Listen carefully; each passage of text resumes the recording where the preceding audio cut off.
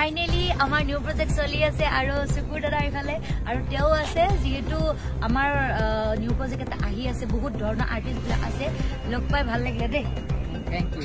আৰু কাম কৰি কেনেকুৱা লাগিলে আজি বহুত ভাল লাগিছে কষ্ট অনুভৱ হৈছে নে কষ্টটো অলপ হ'ব কিন্তু এটো ডাঙৰ কথা নহয় পৰা আহিছে কালি আহিছে আৰু বহুতখিনি কষ্ট কৰিলে দিনটো কষ্ট কৰিলে আৰু আশা কৰিছো যেতিয়া প্ৰজেক্টটো ওলাব তেতিয়া সকলোৱে আদৰি ল'ব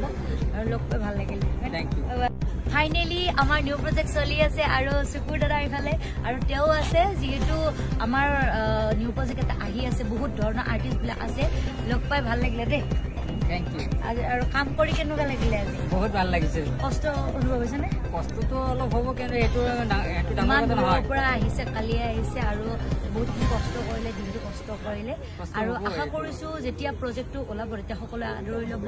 আৰু লগ পাই ভাল লাগিলে থ্যাংক ইউ ফাইনেলি আমাৰ নিউ প্ৰজেক্ট চলি আছে আৰু সুকুৰ দাদা ইফালে আৰু তেওঁ আছে যেহেতু